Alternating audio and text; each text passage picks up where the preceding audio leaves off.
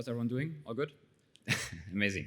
Yeah, thanks for the introduction. I think not much more words on myself. Happy to tell you a bit about the topic of building enterprise NLP applications, and what's actually qualifying me to tell you this is that we as deepset, we actually built quite many NLP applications over the past years for enterprises, like for example Airbus or Siemens. And today we're providing a lot of tooling that enables developers in enterprises to actually build NLP applications.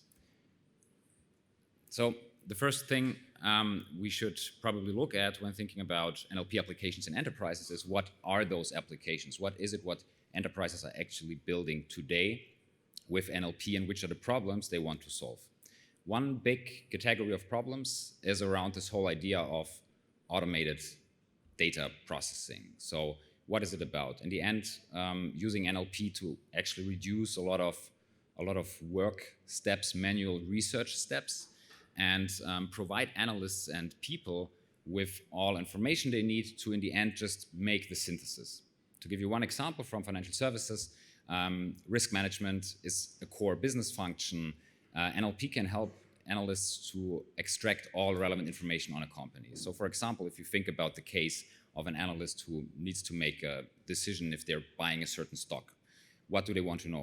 What information is key to make that decision? In the end, they want to know, how did the revenue evolve? How did profits evolve? What are core risks the company is exposed to?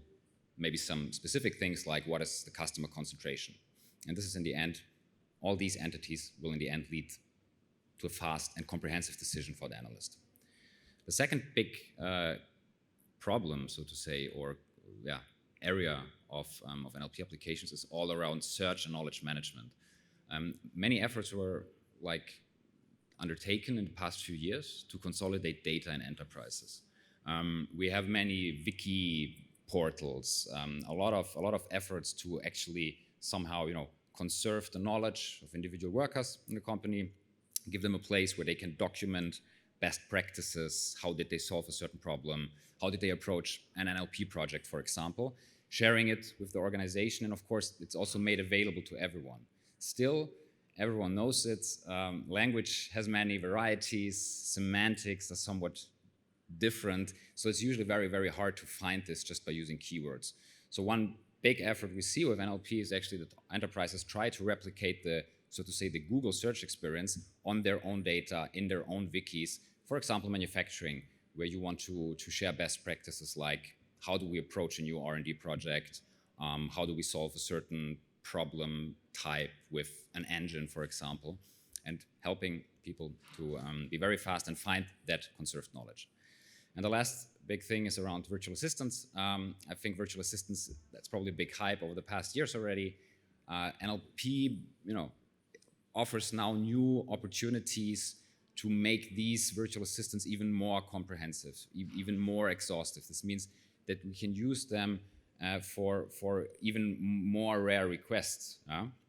And one example are actually many governmental institutions and public authorities are starting to power chatbots with NLP in the back end, mostly to allow for this, access to the whole variety of information a government provides to its citizens. For example, what is my income tax rate? How do I apply for a new passport? Which documents to bring for a residence permit, and so on and so forth. So we have a booth over there, just flagging it already. And yesterday someone passed by and said, oh, NLP, it feels like NLP is the new AI, or NLP is actually replacing the term AI. And I think this is somehow symbolic for the whole buzz around NLP. Everyone cares about it. Enterprises are driving even more and more initiatives to adopt it. So the question is, where does this interest in the adoption come from? What is driving this in the end? The first thing is NLP actually works. And I think this wasn't true a few years ago, but since 2018, there was I would say a big historic event.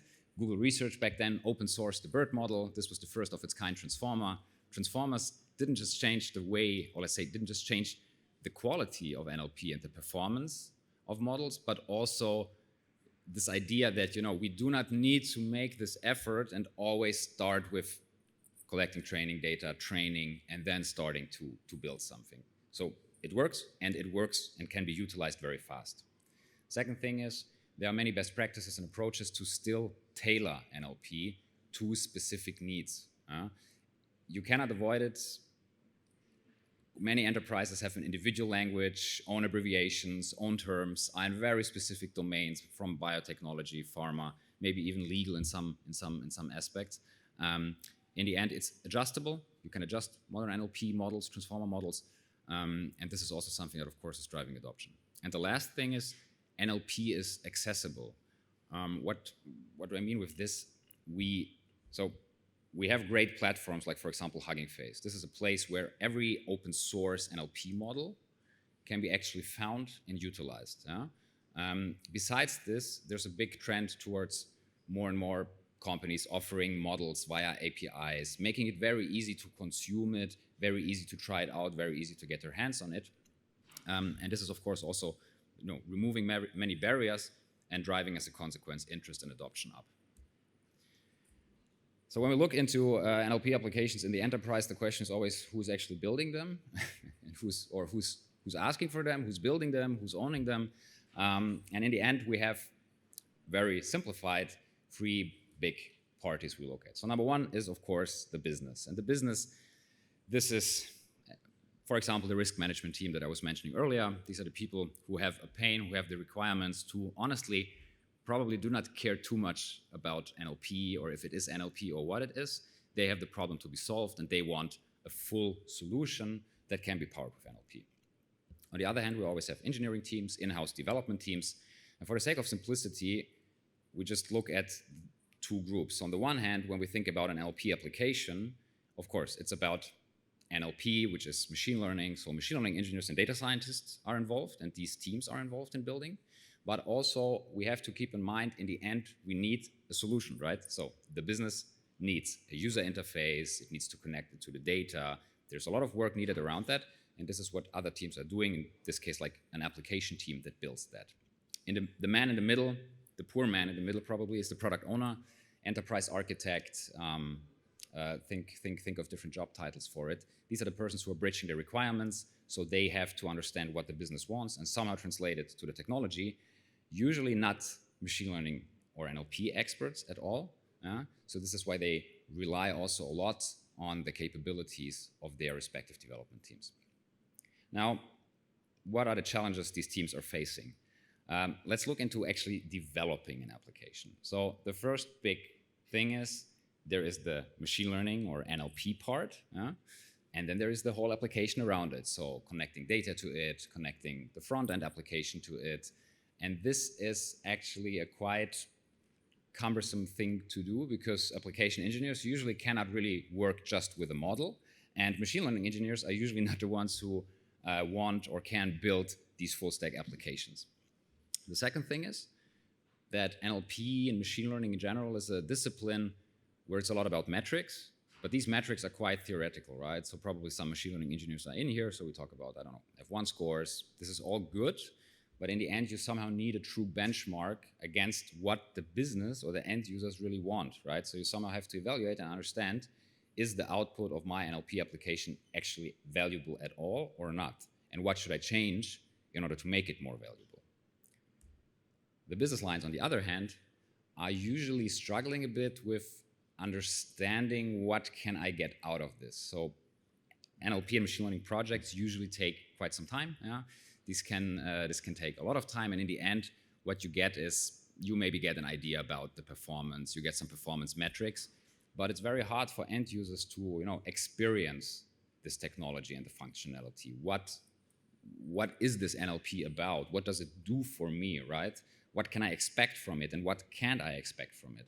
And usually this idea of simply demoing something is already quite valuable, but usually or rarely seen, and this is probably also where a lot of adoption and success of NLP projects is blocked. In general, the end users should be more involved. So when we talk about the metrics to benchmark against, of course, somehow we need their input. If we think about the value, we need their input, and also if we think continuously about running an NLP application production, we somehow need to care about, is that still useful and valuable to them?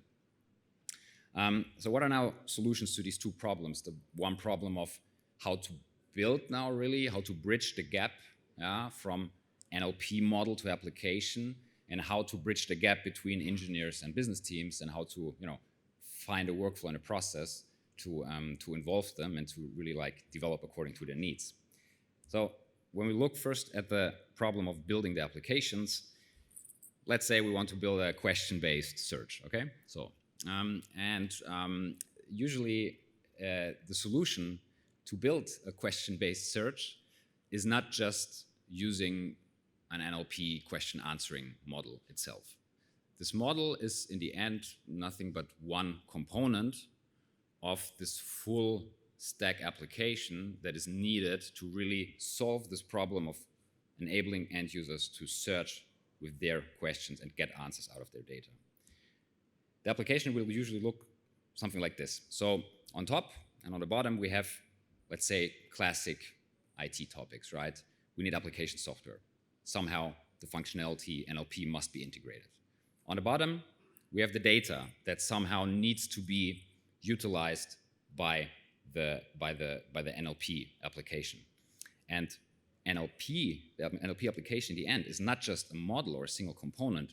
Actually, we should rather think about it as a pipeline. This means it starts already the moment when we take the raw data and start to pre-process it. Because of course, NLP models work in a certain format with the data. The data needs to be stored appropriate, maybe even in a very dedicated storage.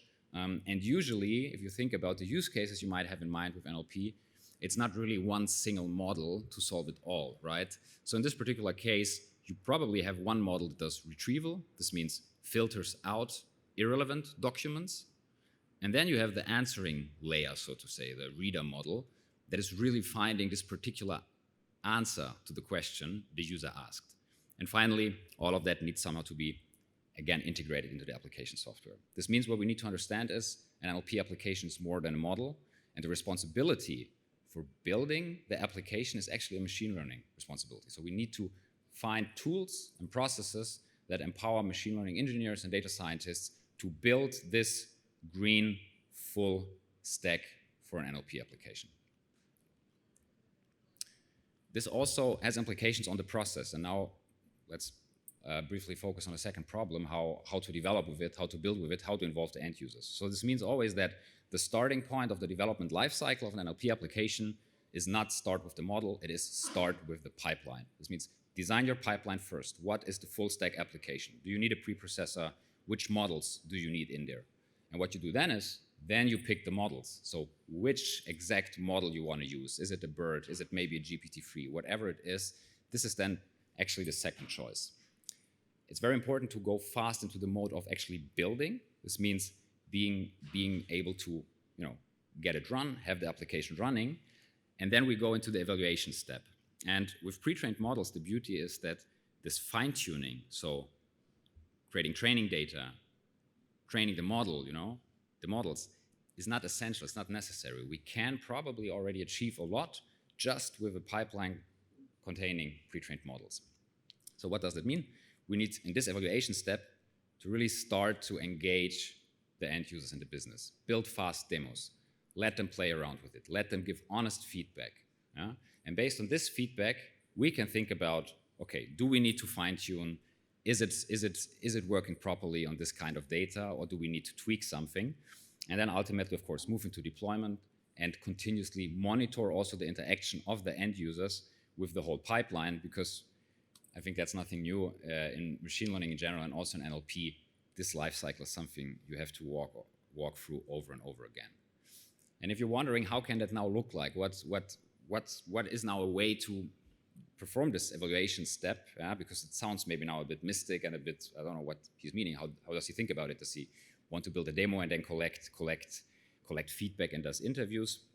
It can be rather simple, and I'm happy to show you briefly actually the full power also of NLP to a certain degree. If my screen would actually be properly displayed. But amazing, great, cool.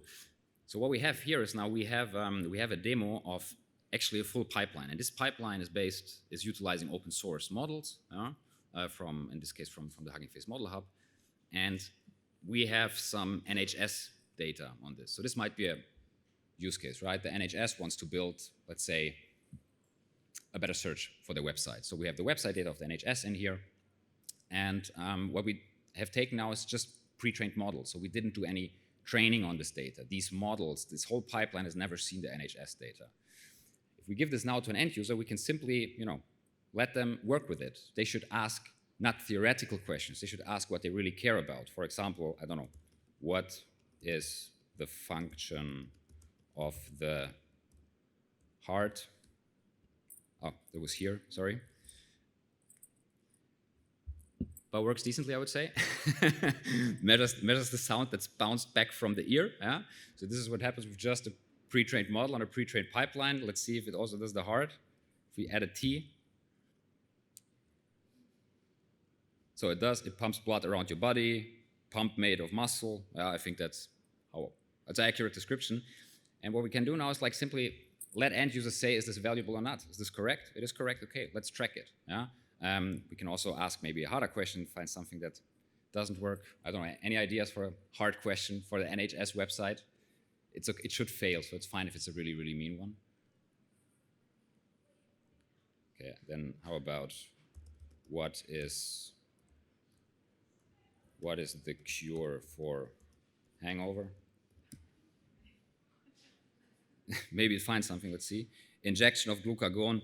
I'm not sure if this is right, but in this case, we could just say, okay, it's not, it's bad, so let's collect this as a negative feedback. And in the end, this is a very simple way how engineers and developers can interact with business users. You build something for them, they have a demo, they experience the tech, they give feedback. These are data points, and based on this, it's possible to easily reiterate and draw conclusions. So that being said, thanks a lot for your attention. We have a booth over here. We're happy to demo you more. If you have some data available, we're happy to also prove that this is really pre-trained, and maybe we can also have a spontaneous demo and upload some of your data. Please come by. In every case, happy if you visit our website. Our technology is at the core open source. We're the authors of Haystack. So also this is something you can easily experience, get your hands on, and I hope this was somewhat useful, and thanks for the attention.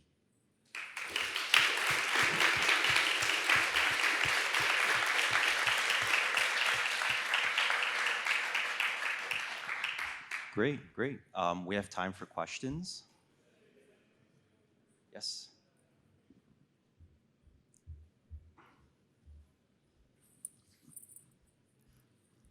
Thanks for the presentation. That's very good. I work in a asset management company. So the data is like all over the place. So it's not just the structured data. We also use unstructured data. And do you have?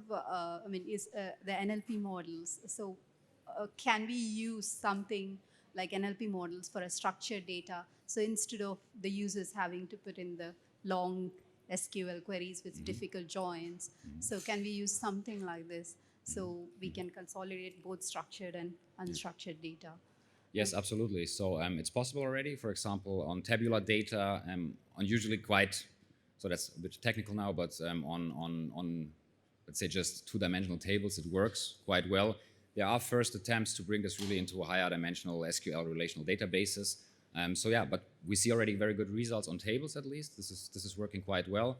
I think in general, what's important is to understand that NLP or transformer architectures, of course, as a consequence, are extending into more and more data formats. So, it's not going to be exclusively text or language. It's going to be semantics in general. And if this semantic is stored in a SQL table and expressed via relations in the database, or if it is expressed in an image, shouldn't matter anymore at some point in time to the model. That's for sure an outlook, so we're not yet 100% there, I would say, but this is definitely where things are going, and I would say we have first breakthroughs that make it possible to already use NLP also to search and query non-text data types. Hi, thanks for that. That was really interesting. In all your talk on NLP with the NHS example, all the search queries are in English. So obviously you've got global clients, they've got multilingual clients, they've got multilingual vendors, partners. And I work in that field of multilingual AI training data, but I'd be interested to hear how you deal with a client who doesn't just have English-speaking people who are using the systems, but on multiple languages. Also, this is working already quite well, to be honest. So there are different approaches to that problem. You have always these monolingual models, so to say. They understand one language, for example, English, German, French. And again, here we have, so these models are very easy to access. So most of these models are really open source. You can just get them, for example, on Hugging Face Model Hub, and just use them. In addition to this, there are also models that understand multiple languages. We call them multilingual models. So this means, they can actually interpret. They're like, multilinguists, so to say, understand different languages. So all of that is possible. Of course, for very exotic languages, I think it's becoming a bit difficult. But I would say for the top languages, top 20 languages, you should easily find a way to build something.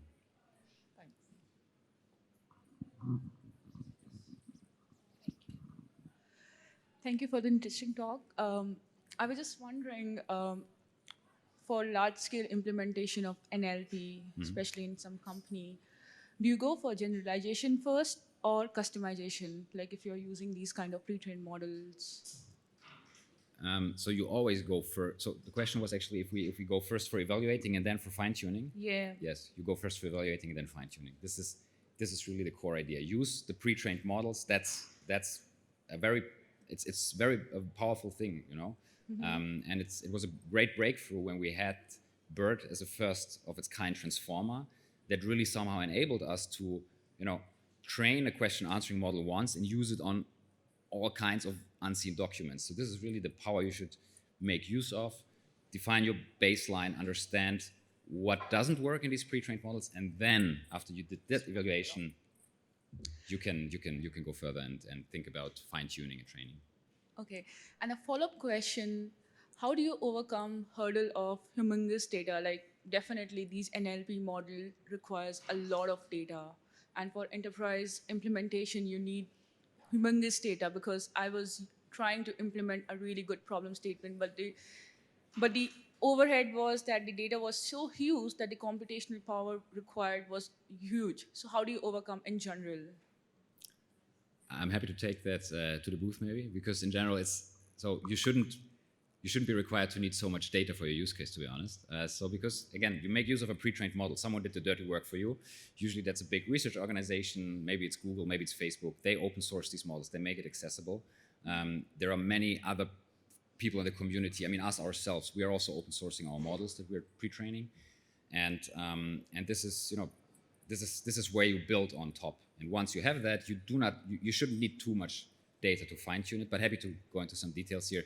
It's a general, I would say it's a general belief that you need a lot of data, training data, to really train and fine-tune. But I think that's a misconception today. It's not essential. Thank you.